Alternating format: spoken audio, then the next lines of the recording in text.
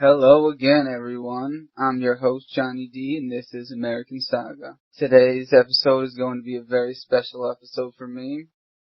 This guest is not only one of my closest friends, but is one of the reasons, if not the reason, I wanted to start this podcast. He's a traveler, a hobo, a true ladies' man.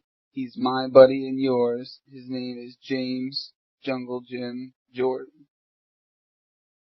But everything, it's so funny because everything changes, like, I see it like, when I first started traveling and stuff, I saw, in the years that I did it, I saw things change so much, so crazy, things are fucking crazy, and it's like, wow, it's like 1 minute you're 14, smoking crack in Chicago, and then the next, fucking 16 and there's a scene. Like, it's a scene now. It's fucking crack. It's a scene. It's a thing to do. It's like, whoa. Because when I was younger, I never thought. Are we going to start there? Are we going to start in Detroit? Oh, I don't care. We go back I don't know. Wherever you want to start. I was just thinking about that. It's like, the whole thing. It's actually one of the first things that I have. Me and we can talk forever. Oh, yeah, no. We can talk forever. Yeah, so that's why, We'll start when you're doing stuff like this, I have to. It's good that you have the notes. It might be a two-parter. We might have to stop and do, but, childhood is a great place to start. I think the smoking crack at 14 is a great place to start. Yeah, that's definitely, it's sort of around that at that time. We know that you're not from Detroit. No. Where do you hail from? I'm from Jackson, Michigan, originally, which is like up to about 100 miles, give or take, from Detroit, west of Detroit, yeah. Pushing towards the Lake Michigan side of things. Like if you can't, nobody will be able to see this, but like in Michigan we do this thing where it's like, where are you from? And you point on your hand, like, because it's the mitten state? Yeah, because like in Michigan, like, we'll be like, oh, I'm from like right around here. And people get it. And you go to Michigan, people get it. But that's just like Myers. It's Meyer. That's what the sign says, Meyer. But you talk to anybody in Michigan, and you say, I have to say Myers, I say Myers. They put an S on it. I don't know why we do it. We've always done it. New Michigan's weird, but yeah, no. When I started riding trains, I didn't ride out of Detroit until, like I said, I was 14. First time I rode out of Detroit wasn't. But we're jumping ahead. Oh. So Jacksonville. Just Jackson. Not Jacksonville. Not Jacksonville. It's Jackson. Just Jackson. Jackson. We're not in Tennessee. What is it? That's Tennessee. Jacksonville. Well, there's Jacksonville, Florida, and there's Jacksonville, Tennessee. So. Right. So anyway, you, two sisters, and you have an older brother, right? Yeah. I'm the youngest of 4. All together with mom? Me and April, my sister, we have the same mom and dad, and then Eric and Emily have different dad, but we're all the same. You guys, most of the time, all grew up together? We all grew up, yeah. For most of your adolescence? A lot. Well, more so, before I was a teenager, we were closer. But then, as I became a teenager, and started getting kicked out of more schools, and like, that's what I mean. We can't just jump to smoking crack at 14. Yeah, we have to know what led to that. What led to that? What leads to that? Because that's. Well, that's I guess the shorter version of it is that because I used to have to move. We used to move in the middle of the night. Like ever since I can remember. I know that. Yeah, ever since I can remember, there was But my mom, she's big. I'll say it now. She's dead, so it doesn't matter now. But she was a drug dealer, a drug runner, money runner, I always thought it was just weed, but I didn't find out until on her deathbed that it was like other drugs in suitcases. But, the point is, her friends used to fly her to Texas or wherever. She'd pick up suitcases and bring them back to Michigan. And, but because of that, sometimes you have to move in the middle of the night. And you have to move your kids, and she'd never want us to be taken away from her. So she would move us in the middle of the night, and we usually just moved from Michigan to Florida, but all over Florida. Up and down? All over Florida, up and down. But by the time I was in the 5th grade, I had already been to 5 different schools in Michigan alone, and another, 4 or 5 in Florida alone. And from the time I can remember till 5th grade, and it's not because I've been kicked out. I really, to be honest with you, I didn't start getting kicked out of school until the 5th grade. That's when I started being like, man, fuck this. Fuck school. This is fucking stupid. Because I've been moving in the middle of the night, pretty randomly, and I was like, man, if I didn't like something, I'll fucking just deal with this shit. Wherever I'm sure I'm going to move, and inevitably I did. And, recently when I went back, when me and Michelle went back to Michigan for the family reunion, I moved to see my friend Amanda. And my friend Amanda has a house that's up the street from a place I used to get on freight trains out of at 14. I'd ride from Jackson to Battle Creek and keep going, pushing west in Chicago. And, when I first started riding. But, so I feel like it's definitely started my, I guess, wanderlust or travel-lust. It was kind of forced upon me, I guess, but then I enjoyed it. My sister was the one that was like, oh, let's make friends. It was real, we had to move one night in the middle of the night on Christmas Eve. We went to bed. Every Christmas Eve, we had a family party, Jackson, usually my aunts and my grandmas. And I remember we did that whole thing, and then all of a sudden, in the middle of the night, Christmas Eve, getting woken up by Mom. But at least everything's all in boxes and it's easy to move quick. It's Christmas. Yeah, I mean, I don't know. My mom was always really good about... Merry Christmas, I got you a backpack. Well, she was like, we're going to see sea turtles, or we're going to do this, or, she would wake us up, They're always good at that. And then all of a sudden, by the time you kind of come to as a kid, when 8 years old, 9 years old, whatever, I mean, even younger than that, there's a lot of stuff, I don't really remember. My first experience with any homeless person ever was in Hollywood, Florida, when I was a really little kid. My first, any kind of remembrance of it was we used to have this homeless lady, lived in the bushes in Hollywood, Florida, and that's also my first memory of wrestling, of getting into wrestling, WCW, nice. Hulk Hogan and all that, Sting. I remember the dolls they had. Of course I had a Sting one. Stretch Armstrong? No, not that. No, the stuffed one. Yeah. Yeah, I had a Sting one. And a Hulk Hogan one. I had a DDP one. See, I always wanted I wanted a Glacier one really bad. Glacier was harder to get. Glacier was cool. But yeah, my first experience, I kind of forgot about this until my sister April brought it up to me recently. It's that we had this homeless lady living in the bushes, and my mom would give her food and whatever in front of our apartment. Really sweet lady, but she lived in the bushes, And being young, I was like, Mom, why does that lady live in the bushes? She's like, she ain't got nowhere else to live. And that's my mom's kind of like, I don't have time to explain all this, but she doesn't got anywhere else to live, so maybe she is. You can give her some food. You can give her some money. She needs it. But she was really sweet. She never, and I didn't realize this at the time, but we kind of lived in, obviously, a rougher area of Hollywood, Florida at the time. Because there's a homeless person living in front of our fucking house, apartment, in the bushes. But, she actually would, scare people away from, my mom. So my mom had said, when I was older, she was like, that lady was my guardian angel, because I come home late at night from doing whatever, and if there's some weird guy following me, whatever, jump out, she'd be like, I'm fucking crazy, get away from that lady, And my mom was like, she's my guardian angel. It was really sweet.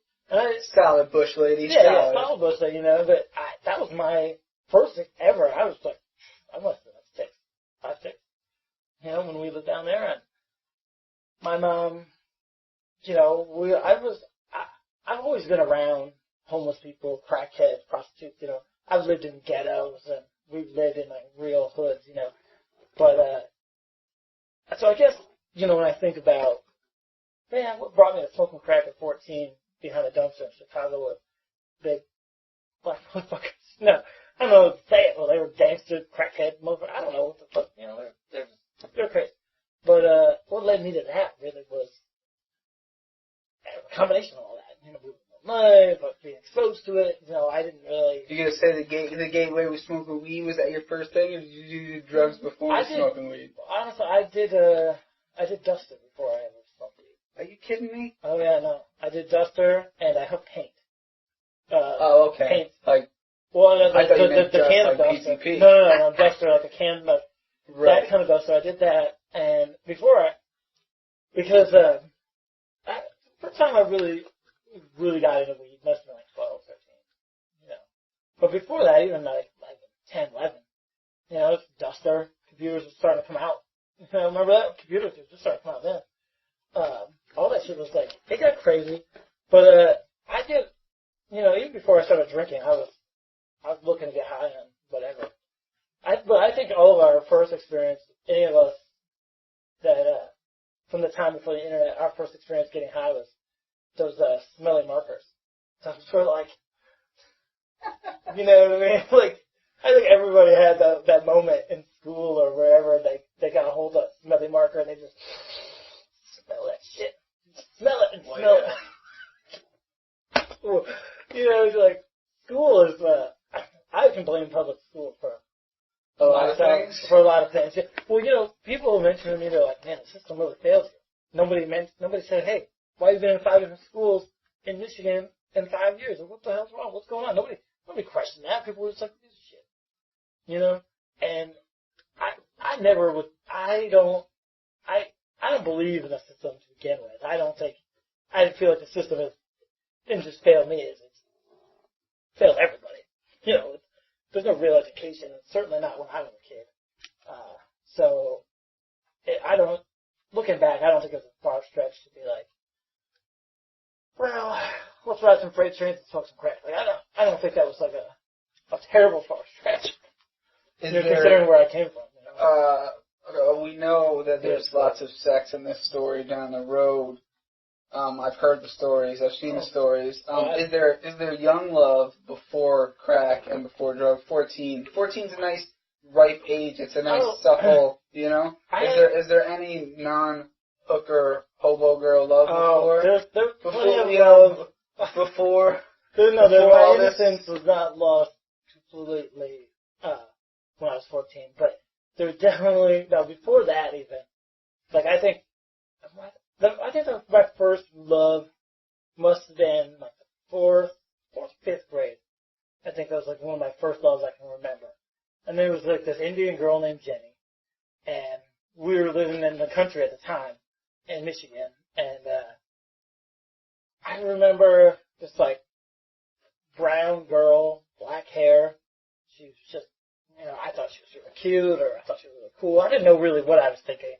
I just knew that I could not take my eyes off her every time. Something going on down below. You know, I didn't know what, you know, at that age. I don't think anybody knows. I don't think anybody knows. You know, I certainly didn't. I'm 35, I don't know now. Yeah. Well, you know, so what I did was I picked her what I thought was a flower was a weird dandelion. It's a sunflower, actually. See, I picked her a dandelion. I remember that. I picked it to her. I gave it to her.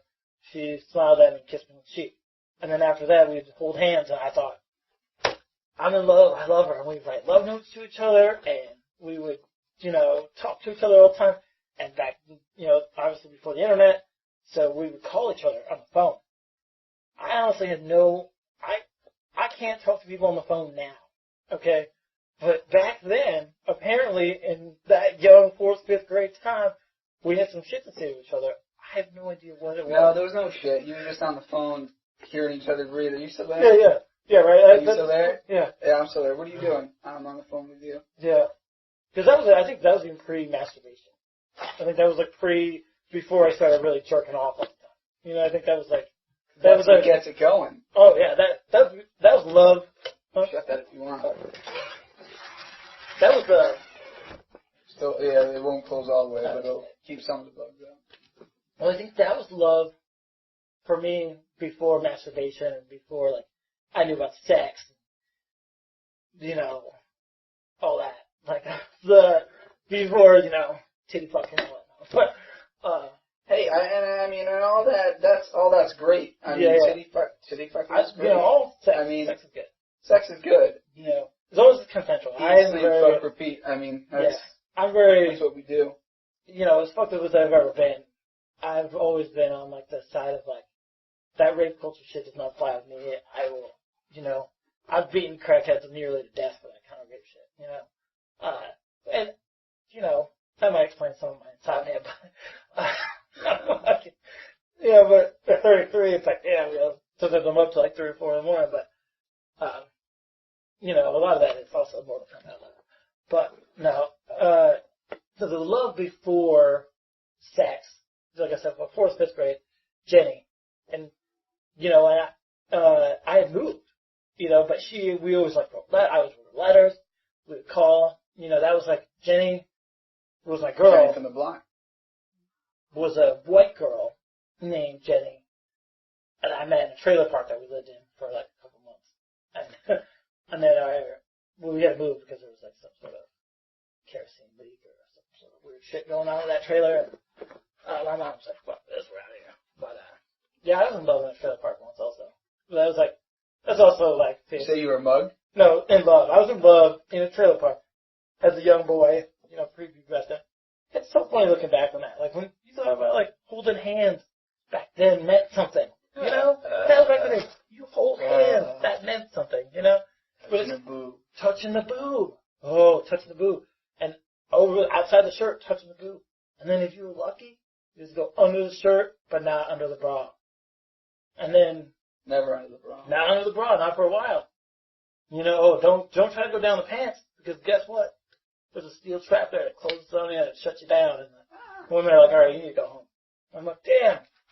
Well, you know, that's when you discover masturbation after getting shut down. You know, I feel like that's definitely when I started jerking off. It was like, I'm like, it's shut down. I'm just shut down, but I didn't know. And then you're like, well, this fits here. This feels pretty good. You know, discovering your first, like, I can jerk off with this hard dick that I fucking, that was a weird time in my life. I feel like, yeah, you know, I've traveled and I've done that stuff, and it's like, those are crazy times, but some of the most weird times to me was, like, pre-pubescent, like, getting into puberty. It was like, those are weird times for me, because it's like, having boners for no reason. Just like, it's fucking, the wind blows, and you're like, I'm fucking hard. That's it. You know, full mass. I remember being 14, though, when I was traveling and I was on the road, and just like, I would be hard. You know, I'm fucking in the train yard with big bad hobos and whatnot, and all these crazy motherfuckers, and I'm having fucking hard on for no reason. I can't tell anybody or talk to anybody about it. I can't show anybody what the fuck's wrong with you? You know? But, couldn't tell them, well, I'm just getting into puberty, I'm 14. You know, but, I couldn't say that shit, you know. But, no, the love before all that was, I look back on that as really cute, you know. I've talked to them since I've been an adult, though. They've got like 10 kids or a bunch of kids, I don't fucking know, but they all got kids and husbands that, you know, they never left Michigan, and I see their lives, I'm like, man, sad. But I see the really sweet ladies and stuff where they're like, you remember you touched my boob when we were 5th grade? And I'm like, no, I don't remember that. I I've done a lot of drugs. Yeah, it's like, well, you know what I did since 5th grade? Let me tell you about this time I was smoking crack, okay?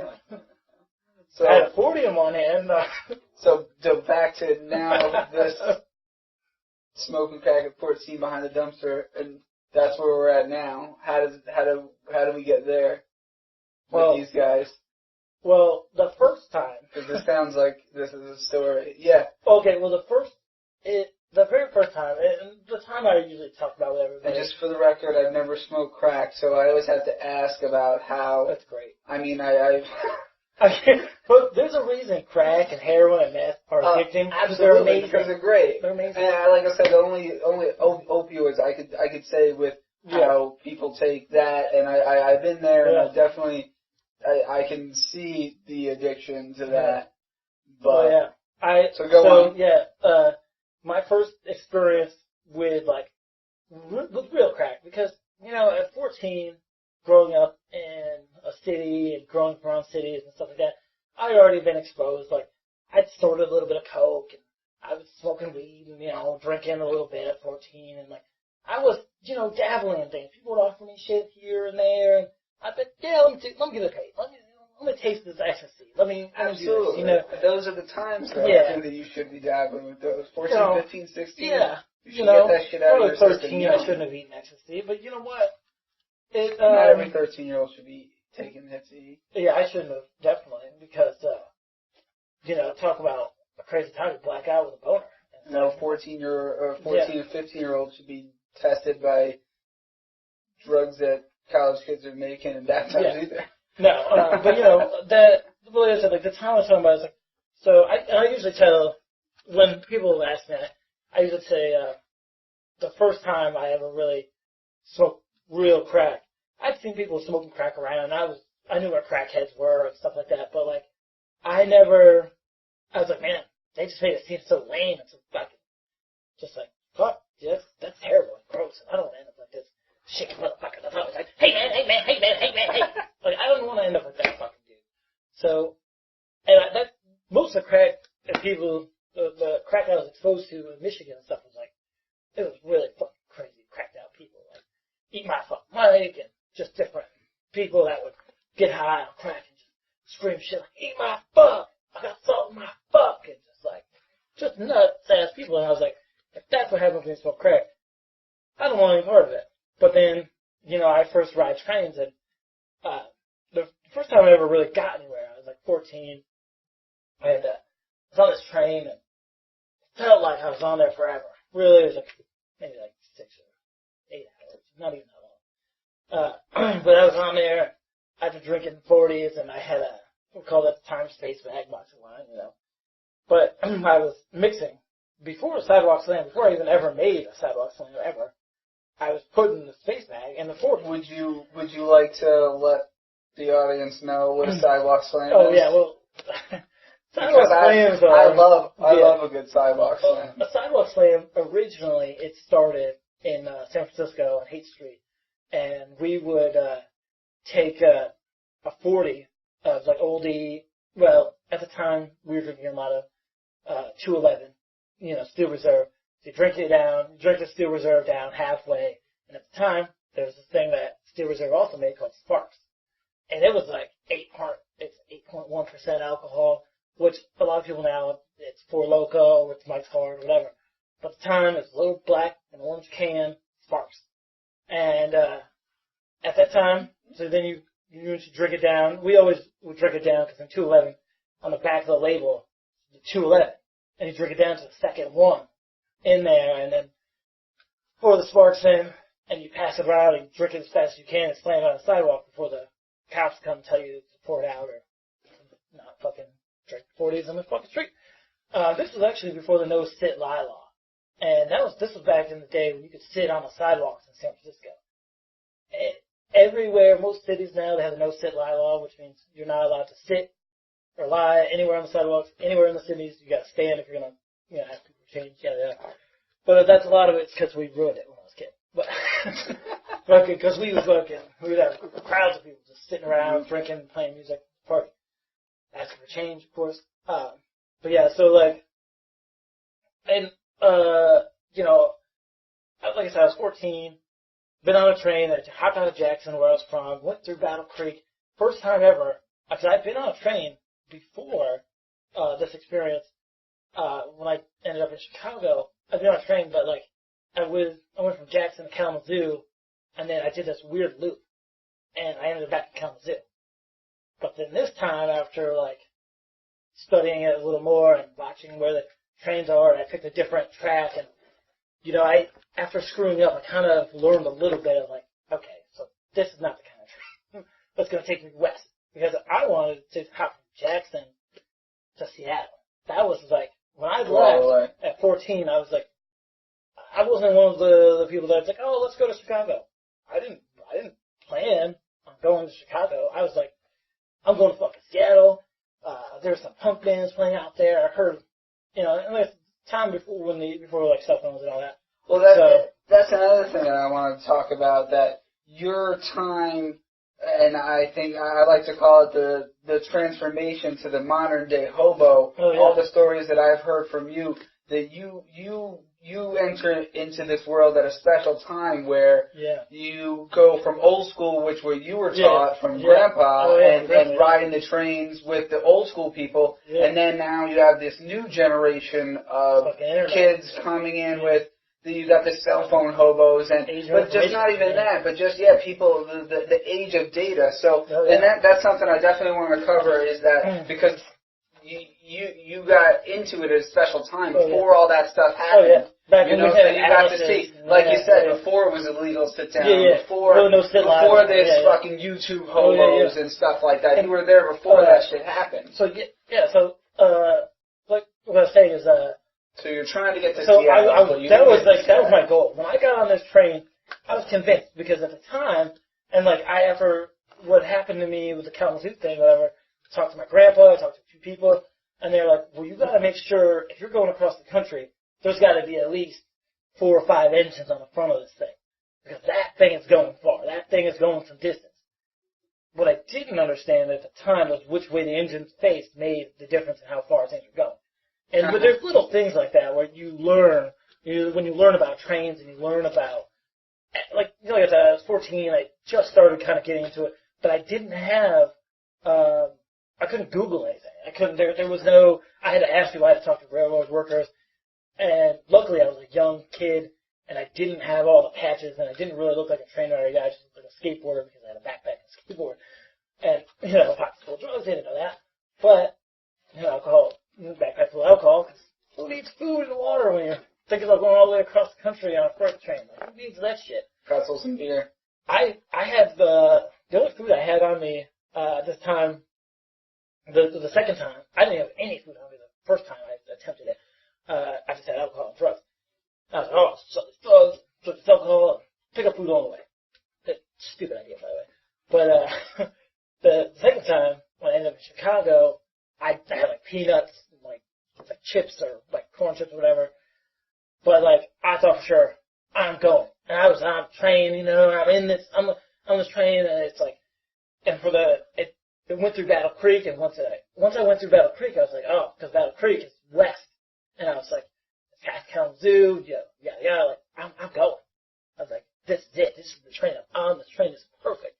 And I was excited, couldn't even fucking sleep. I was just and I was, at the time, I was in this thing called a gondola. It's pretty much like a big metal dumpster. But it had some shit in it. It had scrap metal and I don't even know what all was in it. It was essentially this big metal dumpster. Terrible rides if you're trying to go all the way across the country. I didn't even think about it. Things like that. I didn't pick my ride right. I really, looking back on, right. I'm thinking about thinking about just going. Yeah, I was like, I'm just fucking going. I'm out of here. Fuck this shit. And so, but I get off, and it stops in Chicago. I didn't see when it stopped. I didn't see any marker saying this is Chicago. Nothing. I didn't see nothing. It turns out also, at the time, Chicago has a bunch of different train yards. And I was on the very east end of Chicago in the train yard, and it was a bad part of a neighborhood or whatever. It looked like every neighborhood I've fucking lived in, the fucking hood, liquor stores, gun stores, crackheads running around. Well, it's home, fucking places where I came from, whatever. So I wasn't worried. Even being young, 14, white, no weapons. I didn't have a knife. I didn't have nothing. Just like I said, backpack, fucking space bag, 40s, and had some drugs on me, and skateboard. Nothing. I was like, I know I'm not in Seattle, because there's only been 8 hours, but it felt like a long time, But I'm walking along the tracks, and I'm looking at trains and seeing a big train yard. Everything's kind of a lot to take in. Still don't really know where I am. I'm like, this looks like, but I've been in Chicago. I've seen it. I've seen it Ferris Bueller's Day Off, so I didn't know Chicago, But then at the time, I didn't even know the size of Chicago or anything like that. But then, so it was I'm walking along the tracks, and, just this young white kid by myself, skateboard, this girl I was seeing and all this stuff. delusions are grander or whatever. And a lot of people were like, oh, we were scared. Oh, scared? I was just like, oh, what's the word? I honestly didn't think it was like, what's the worst that's really going to happen? Like, growing up around the hood, I know don't go down these neighborhoods when you're white and it's dark and whatever. But also, at the time, there was no scene. There was no train rider scene. There was no hitchhiker scene. There wasn't a lot of young people. I was like, until I was like 16, really, maybe even closer to 17. The scene wasn't really there. The scene that exists now was just starting to. You guys were. People, well, yeah. that's what I'm saying. Yeah. So it wasn't a thing, but there were. There were people doing it, but so that's what I mean. So now we go to. You said this is your second ride. Yeah. What about the first ride and what and I know, but what's the first interest is Grandpa Jordan? No, Grandpa Mapes. Grandpa Mapes. Jordan was my dad, let's say. Mama's. Mom was Mapes, yeah. My mom was Mapes, yeah. What interested me about it was my grandpa dodging World War II or something like that. When he was in the military, he was a ball tour gunner, and in the plane, those little ball tours, they got shot out all the time. People died and shit. He was like, he says like, oh well, he went and did some shit with them, and he had some people die, and he's in the ball tour, and he's like, this shit's not for me. And he's like, this isn't for me. Fuck this, I'm done. Didn't even ask. I was just like, I'm out. AWOL? Yeah, he went AWOL, and but then he was paranoid, and he was like, oh, paranoid for a while. They were catch me. They really gave me shit, whatever. But so he started hopping trains. He's like, yeah. So he's like, I started riding trains. Like, this is in the 50s. Jesus, whatever the era of World War II or whatever. I don't even know the time period. I don't know. My grandpa was also crazy old drunk, so it was hard to piece together everything he said all the time.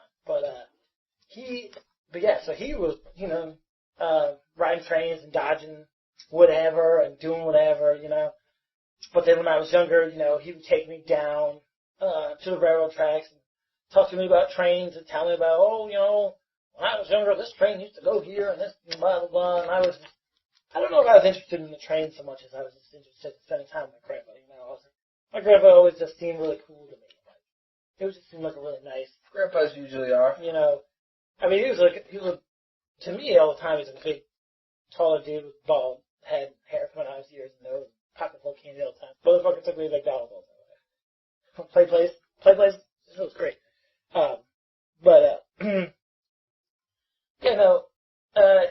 He talked to me about that, but then once I started being a teenager, and I was like, man, I gotta get out of here. I started seeing older people around me that they never left, and there's a age when you're young and you're pubescent and stuff, you start to really question everything around you, and around me was a lot of depressed, sad adults that were miserable with their lives and they hated everything.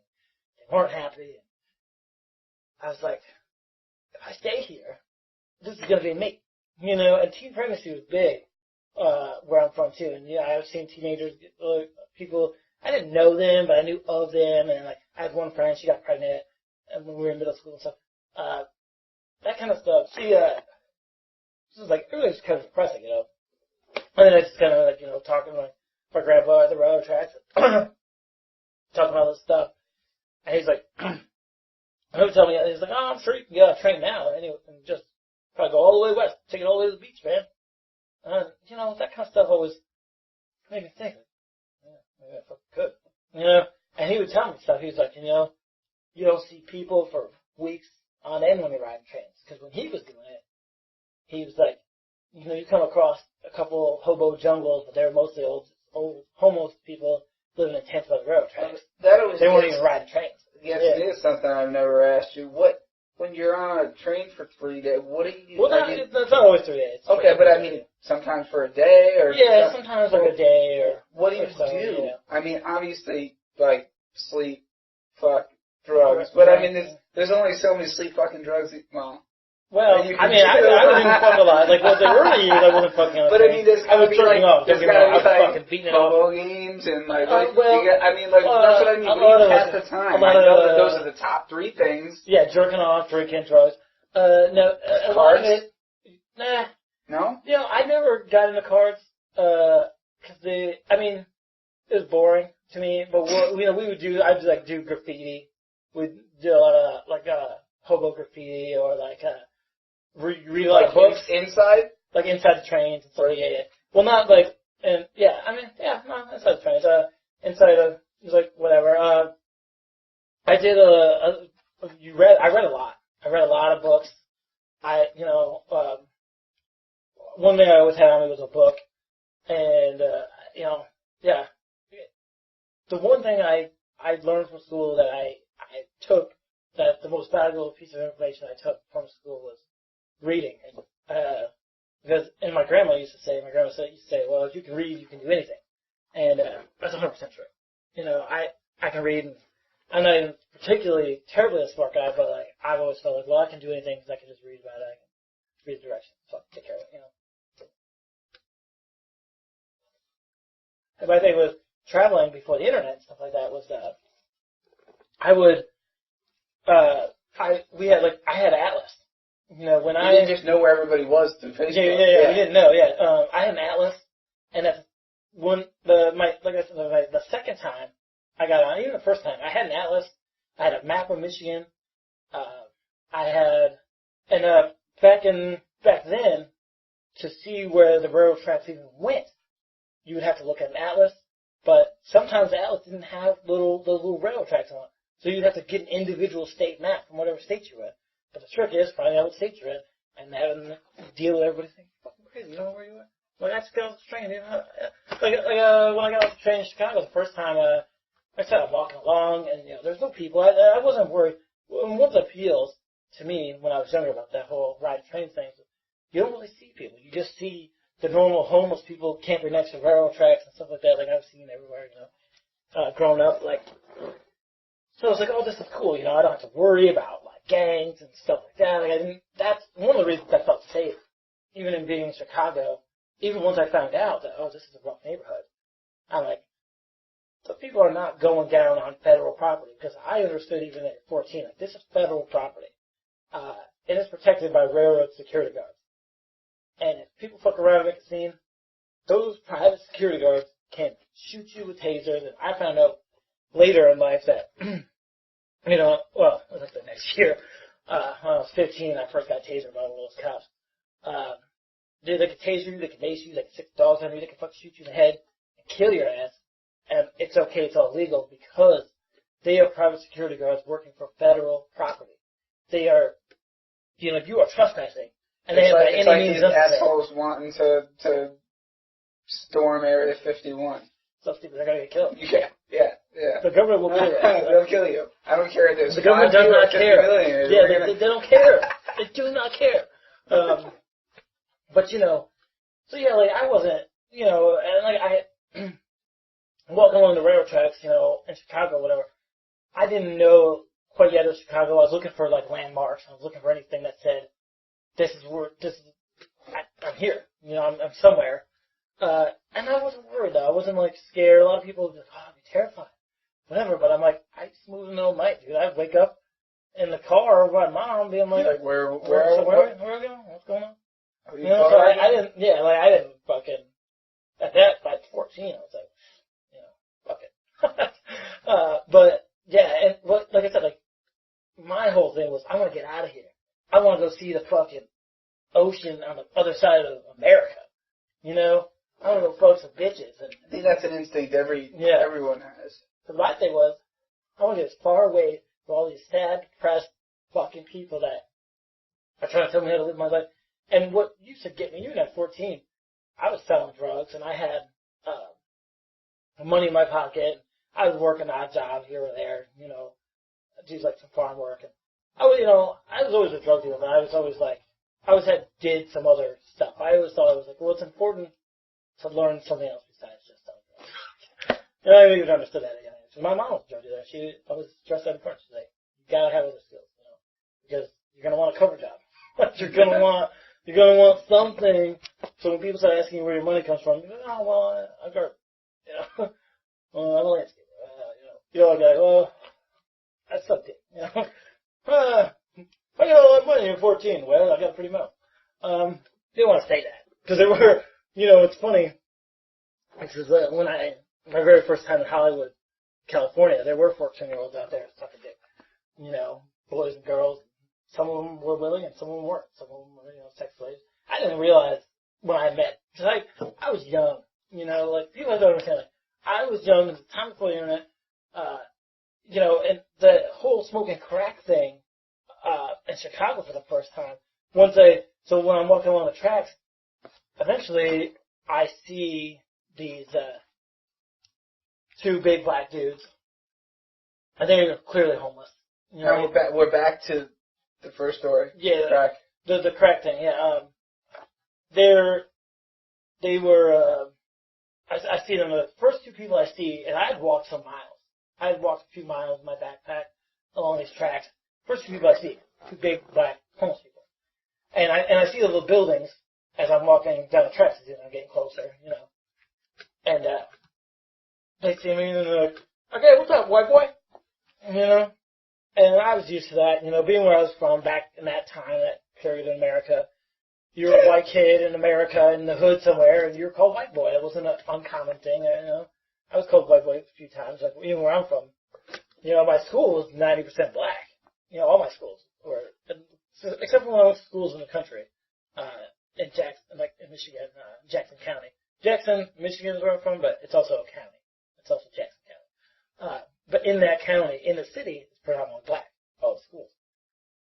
There's a few, like, they call it, like, white kids schools, They're, like, in the country, But, yeah, like, these two big buddies, hey, white boy, what's up, man?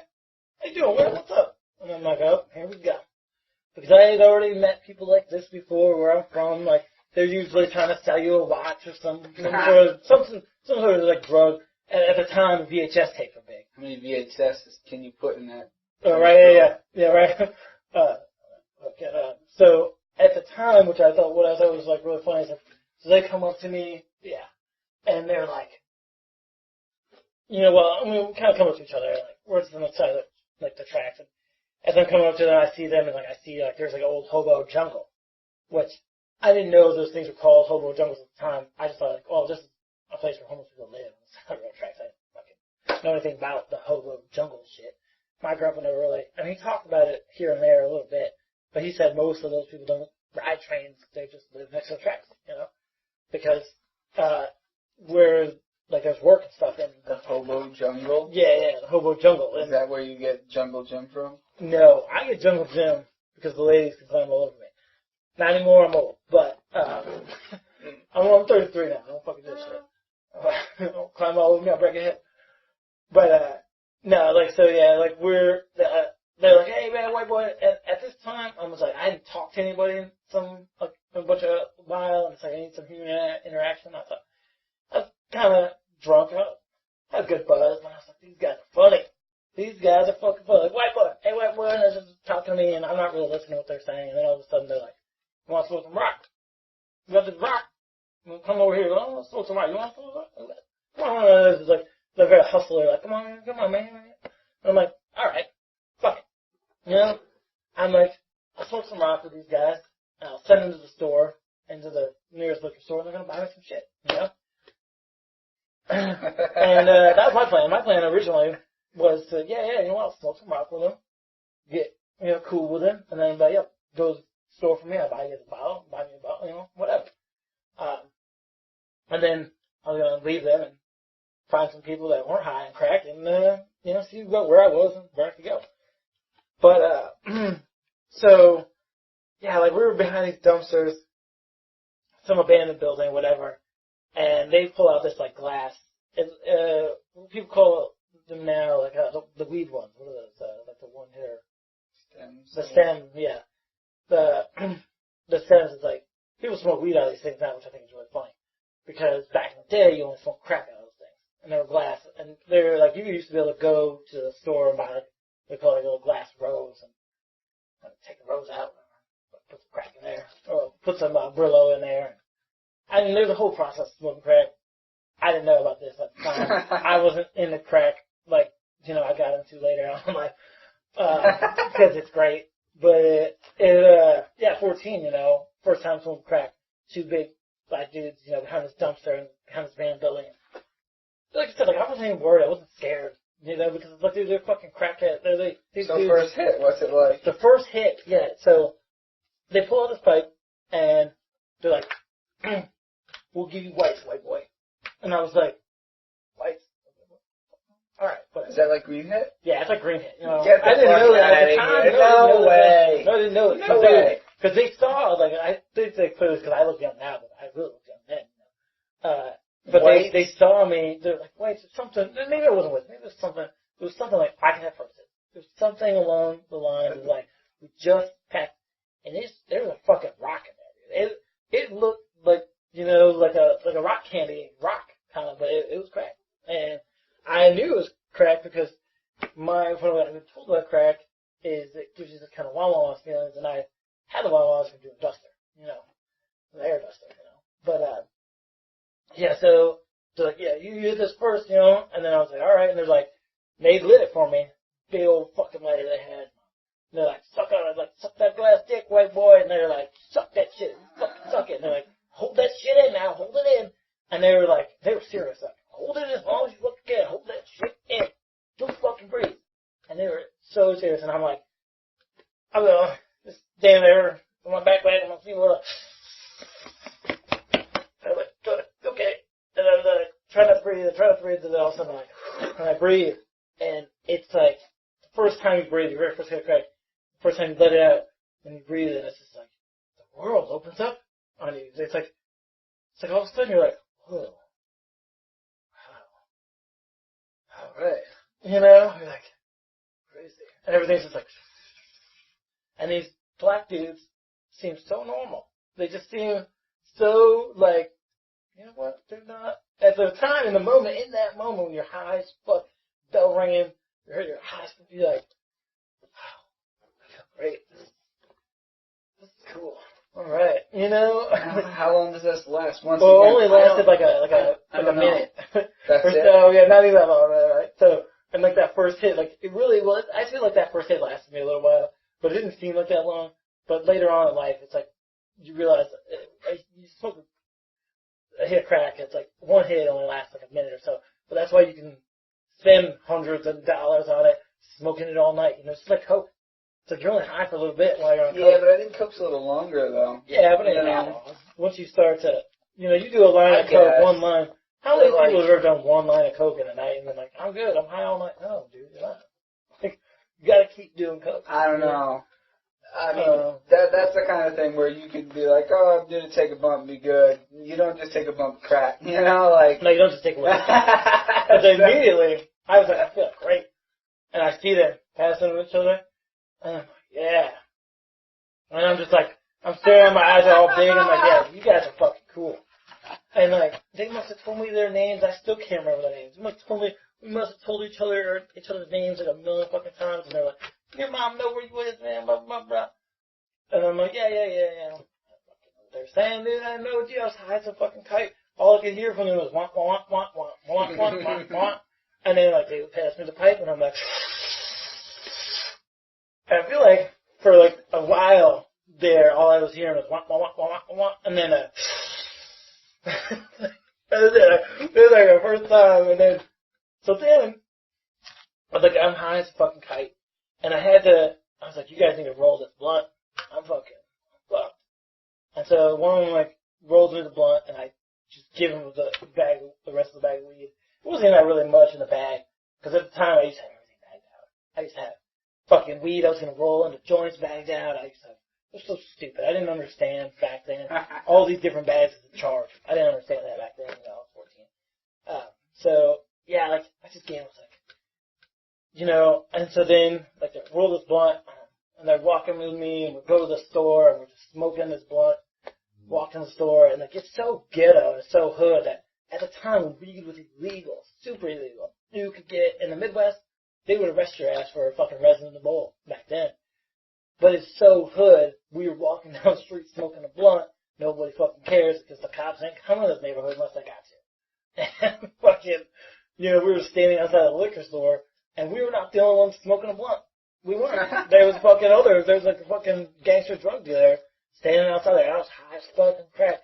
And I just remember, like, he had, fuck the police, fuck the police, and like, I was like, I hear that, it's like, come up to the liquor store, I'm like, oh, hell yeah.